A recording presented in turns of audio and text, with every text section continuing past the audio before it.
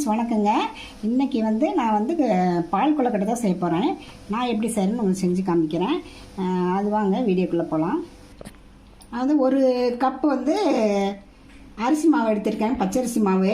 இது நம்ம வெளியில் இருந்து இடியாப்பு மாவு இல்லை கடை மாவு கூட யூஸ் பண்ணிக்கலாம். நான் வீட்டு மாவு தான் யூஸ் பண்ணுறேன். இது 150 கிராம் இருக்கும். ஒரு பாத்திரத்தில் ஒரு 1.5 கப்பு தண்ணி, அதாவது 150 ml தண்ணி வச்சுருக்கேன். அதில் இந்த மாவை போட்டு அப்படியே கிளறிக்கலாங்க.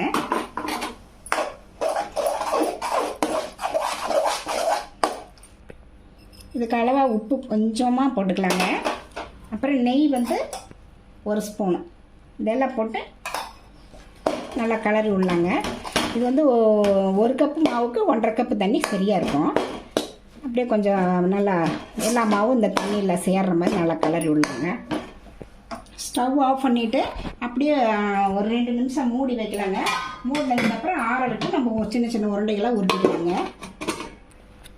இல்லை ஒரு சாஸ் பேனில் 150 ml தண்ணி ஊற்றிருக்கேங்க. தண்ணி கொதிக்கிட்டுங்க. ஒரு 300 கிராம் வெல்லம் எடுத்துருக்கேங்க.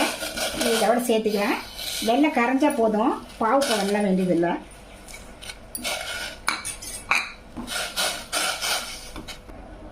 எல்லாம் நல்லா கட்டி இல்லாமல் எல்லாம் கரைஞ்சிருச்சுங்க.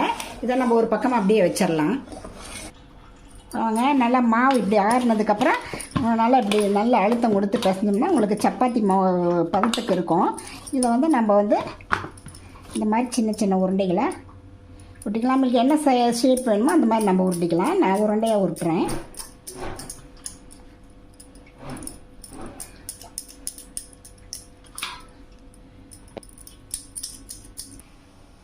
இந்த மாதிரி எல்லாம் உருட்டி ஒரு இட்லி தட்டத்தில் வச்சுருக்கேங்க.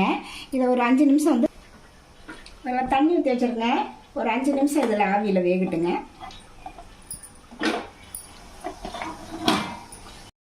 5 மினிட்ஸ் ஆயிடுச்சு பாருங்க. நல்லா ஒரு மாதிரி சாஃப்ட் ஆயிடுச்சு.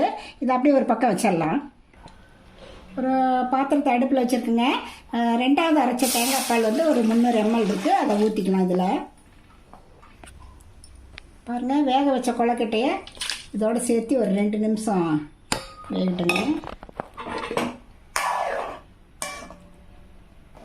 பாருங்கள், நல்லா கொதிச்சிட்ருக்குது. இந்த வெள்ளைப்பாவு கரைச்ச வெள்ளைப்பாவு இதோட ஆட் பண்ணிக்கலாம். வடிச்சிக்கலாம், அதுலாம் மண்ணெல்லாம் இருக்கும். இதில் கலந்து ஒரு 2 நிமிஷம் வெள்ளை சர்க்கரை இதில் ஏறட்டுங்க. அந்த உருண்டையில் ஒரு 2 நிமிஷம் கொதிக்கிட்டுனால ஒரு டேபிள் ஸ்பூன் பச்சரிசி மாவு இதில் கரைச்சி வச்சுருக்கேங்க. அதை இதில் சேர்த்திக்கலாம். அப்போ தான் கொஞ்சம் திக்னஸ்ஸாக இருக்கும். அதுக்கோசரம் அப்படியே கொஞ்சம் திக்காகிட்டோம். பாருங்க எந்த அளவுக்கு திக்காகிருக்கு. நம்ம கொஞ்சம் ஏலக்காய் போட்டுக்கோம் வாசனைக்கு. அப்புறம் தேங்காய் பூ கொஞ்சம் திரி வச்சுருக்கோம். அதை இதோட சேர்த்துக்கலாம். எடுத்த தேங்காய் பால் ஒரு 200 mlங்க. அதை இதோட சேர்த்திட்டு ஒரு கலரிட்டு ஸ்டவ் ஆஃப் பண்ணிடலாம். அவ்வளோதாங்க. பாருங்கள், பார்க்குறதுக்கு எப்படி இருக்குது. இது ரொம்ப டேஸ்ட்டாக இருக்கும். நான் சொன்ன இந்த விதத்தில் நீங்களும் அளவுலாம் போட்டு செஞ்சிங்கன்னா ரொம்ப சூப்பராக வரும். நீங்களும் இந்த விநாயகர் சதுர்த்திக்கு இந்த மாதிரி ட்ரை பண்ணி பார்த்துட்டு எப்படி இருக்குன்னு ரதியா சமையலுக்கு சப்ஸ்கிரைப் பண்ணுங்கள், லைக் பண்ணுங்கள், ஷேர் பண்ணுங்கள். அடுத்த வீடியோவில் வேறு ரெசிபியோட சந்திக்கிறேன். வணக்கங்க.